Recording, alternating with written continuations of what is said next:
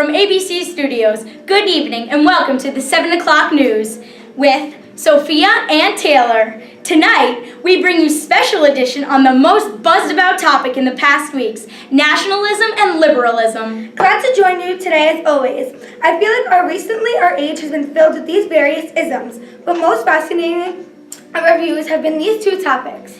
That's right, I've seen this trend, but in order to give our viewers a better understanding of what is really going on, we must reach out to our expert historian. It's my privilege to welcome someone that needs no introduction. Please welcome Alexandra. Thank you, Sophia. Glad to be with all of you tonight. As we witnessed throughout Europe, these new ideas have been drawing and adding new meaning to all of our people. To get a better understanding, though, we must first take these key ideas and really analyze them further. First, we look at nationalism. A small group of intellectuals began writing about nationalism and the idea of nationhood. The journals of some great historians in Europe helped to give a sense of the people's past and the ethnic identities. Which language to choose in schools and in government offices was always a point of contention for nationalists because the chosen language would supplant or make dialects obsolete. Nationalists often tried to resurrect from earlier times what they regarded as pure versions of the national language. The growth of uniform language helped persuade people who had not thought of themselves as continuing a nation that in fact they were one. Here's a special interview with the governor of Greece, Mr. Ioannis Kapodistrias. Here I am now with Mr. Kapodistrias in order to get a better understanding of who these people were and what did they want to get out of the countries, for the better of their countries. So please welcome Mr. Kapodistrias.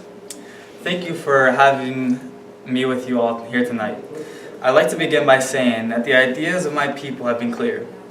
We seek independence and will go to any measure to obtain our freedom. Thank you, Mr. Kapodistrias, and I'm sure you will. Now, at what point did you see that your people had to end the reign of the Ottoman Empire? It's very simple.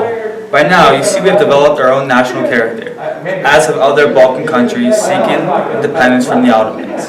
Our views on the way that people should live have clashed long enough. Now is the time to get together as a united country and stand up for what we believe in. Thank you for being with us today. So, throughout Europe, we see this constant struggle. The trend can be seen from the Irish seeking independence from the English, to the Italians seeking to really unify their country to get independence and drive out these Austrians. Or even the Polish, who were desperately seeking to break away from the Russian rule in order to become their own nation. The Germans saw political unity for their people, but they acted in a slightly different manner. Their strategy was to challenge this multinational structure of the Austrian Empire and pit the Prussian army against them. Thank you so much for that great explanation of nationalism. But when we return, liberalism is explained. And we're back with the explanation of liberalism. Yes, well, of course, you can't talk about nationalism without at least mentioning liberalism.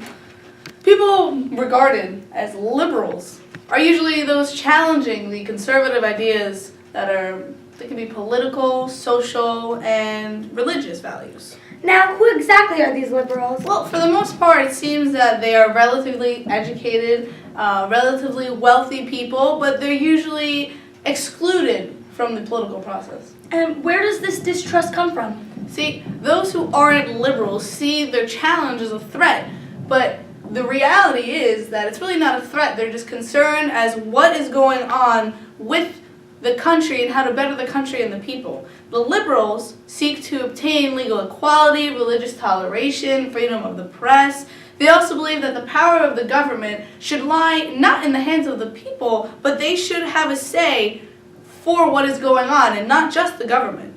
They're not necessarily looking to be part of the democracy, but they want representation for the people with property. Wow, that just cleared up most of my uncertainty. Can you just tell me if any of the ones have been relatively successful with these ideas? Yeah, sure. Countries like Great Britain and France, the ideas of liberalism have proven to be most effective. In Great Britain, we see the monarchy that is already limited but sought to extend suffrage to the people in greater numbers. In France, people were already satisfied with the structure that is in place, but the only thing that they wanted was the principles of 1789 to really justify why they wanted their equal rights. There has to be somewhere where this idea is failing. You're right. I mean, you can't have it everywhere. In Germany, monarchs and aristocrats have shown very stiff resistance to these ideas. So if you don't mind me asking, how did these two ideas go together? That's a very good question. The simplest explanation I can give you is this. By advocating the ideas of representative government, civil liberties, economic freedom, we allow the nationalist group in one country to gain the support of a liberal group somewhere else that may not even have the same ideas as their national interests. But that's not always the case. Oh. Yes, it can be opposing sides where nationalists want their own ethnic group to dominate over a particular region, regardless of any minority interests. I guess you learn something new every day. Yes, you do, Sophia. Thank you so much, Alexandra, for being with us today and sharing with us your knowledge and experiences. My pleasure as always. And now it's your turn. What is your take on this? We want you at home to give us your feedback. Call us now at 1-800-123-ABC7. We have someone now on the line who has some great opinions.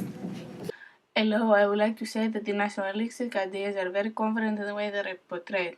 This is not always a good thing. While the moral group of one may be higher, the other is portrayed as worthless and inferior. Take Germany, for example, during World War II.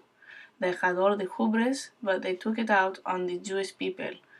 The flip side can be seen because his excessive nationalistic ideas brought out the British, French, Russian, American force of nationalism in order to crush a Hitler.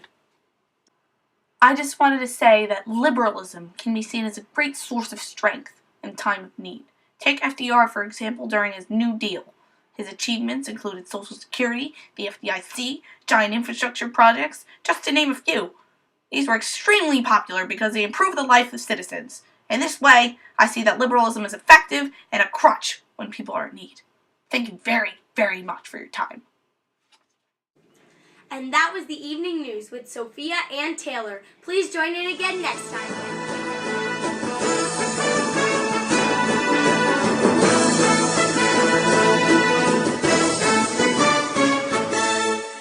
Thank you, Sophia. Glad to be with all of you tonight. As we visit with as we move are in such distress and why this As of on the way. and blooper. And we're back. That's not supposed to be me. That's you. Oh, it's me? No. And we're back. Yes. Wow, that just cleared up most of my unclearances. Suffrage. They thought, yes. But that's not always the case. Oh. Ow! Yes, well, in terms of nationalism, Okay, the world. I don't know the rest of the lyrics. Oh, you were panning? Yeah. Oh. You were panning? She was panning. She was panning. All right. Of course she was Go panning. again, Athena. Yes, you do. Say your line. That's not my line, you're right. By advocating the ideas of nationalism, well, that's not the line at all. Almost 2 minutes. Hello, Basta Mata, we're doing something.